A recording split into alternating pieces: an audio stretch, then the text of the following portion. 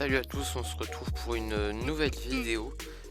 Cette fois-ci, je vais faire une vidéo pas axée sur du gameplay, mais plutôt sur des théories. Alors en fait, je vais vous parler de ce qui sera, à mon avis, la 1.20 ou une mise à jour qui aura lieu plus tard de Minecraft.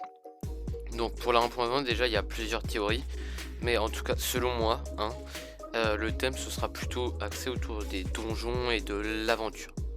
Euh, Déjà, je pense ça pour plusieurs raisons. Minecraft est un jeu extraordinaire, mais il possède quand même certains défauts que Mojang semble vouloir effacer avec les dernières mises à jour de Minecraft.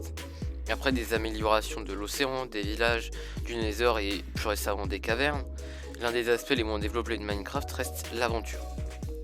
En effet, malgré quelques structures qui ressemblent à des donjons, comme les manoirs, les temples sous-marins et bientôt les anciennes cités, c'est pas grand chose, hein, c'est pas énorme. Minecraft aurait donc tout intérêt à s'améliorer sur ce point-là, en sachant qu'en plus, un concurrent de Minecraft va bientôt apparaître, et que lui, il est beaucoup plus orienté aventure, combat, donjon, lore et tout le tralala. Je vous parle bien sûr d'Hytale, et si vous connaissez pas ce jeu, je vous invite à faire des recherches car ce jeu a l'air vraiment pas mal.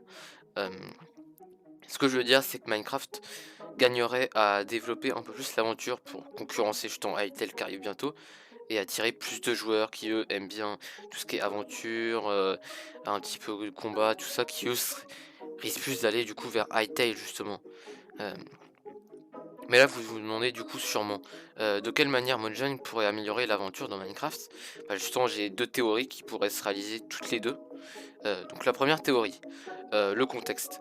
L'année dernière, dans une des snapshots de la 1.17 ou de la 1.18, je sais plus exactement dans laquelle c'était, Mojang a ajouté une police d'écriture dans le jeu. Alors cette police, c'est celle des villagers. D'ailleurs, je crois qu'elle a été déjà utilisée dans Minecraft Dungeon. En fait, là où c'est intéressant, c'est qu'une police, et c'est pas utilisé pour une texture de bloc ou pour marquer un truc sur un bloc, mais c'est pour une interface, comme par exemple dans la table d'enchant. Donc pour Mojang, est-ce qu'il prévoit de nouvelles fonctionnalités autour des villagers, de nouvelles tables de craft ou des trucs comme ça? Alors je sais pas exactement, on verra bien. Par contre, ce que je sais, c'est que dans Minecraft, les villagers sont l'une des plus grosses factions d'antagonistes et qu'ils pourraient facilement s'adapter à des donjons ou à des fonctionnalités axées sur l'aventure, et Mojang n'aurait même pas à chercher très loin car il existe déjà une panoplie d'Illagers dans Minecraft Dungeon qui pourrait être utilisée pour créer des donjons, des aventures et des combats. Alors c'est tout pour la première théorie, voici la seconde. La seconde, elle est centrée autour des anciennes cités. En effet, ces cités mystérieuses sont un immense terrain de jeu pour développer l'aventure et imaginer de nouveaux donjons, monstres et dimensions. Alors oui, j'ai dit dimensions, mais vous affolez pas, cette théorie est très peu probable. En fait, dans les anciennes cités, la partie la plus mystérieuse est très certainement l'immense structure au centre des anciennes cités. On sait pas trop à quoi elle consiste et il y a un cadre de Reinforced Deep Slate dans cette structure. Ce bloc est très résistant, il résiste même aux Withers, c'est incroyable, parce que à part la Bedrock, il n'y avait rien qui faisait ça. Et il n'est pas récupérable, mais il est cassable par le joueur. Il est déplaçable avec des pistons, mais apparemment je crois que c'était pas prévu par Mojang. Euh, alors ce bloc, malgré que bien sûr il soit très utile pour la redstone, pour faire des machines à tuer des withers, son but premier était pas ça, justement. Donc à quoi il pourrait servir? Soit c'est juste une décoration, mais dans ce cas-là, quel est l'intérêt de faire qu'il soit pas récupérable? Quel est l'intérêt de lui donner une telle résistance? Ou alors ils auraient pu utiliser un autre bloc dans ce cas-là.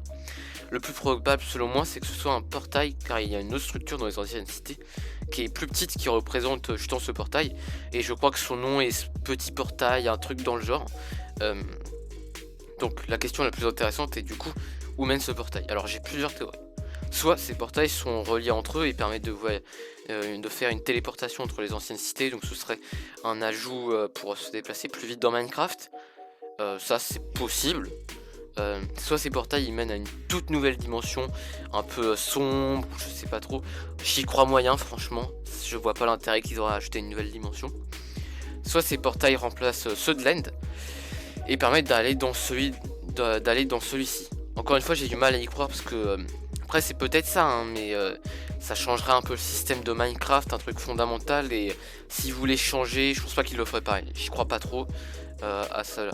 Donc en résumé, dans les prochaines mises à jour, l'aventure va sûrement être mise à niveau, que ce soit par une innovation des villagers ou des anciennes cities. Alors c'est tout pour cette vidéo, j'espère qu'elle vous aura plu. N'hésitez pas à liker, à vous abonner et bien sûr à rejoindre mon Discord public, le lien sur la description de ma chaîne. Bye!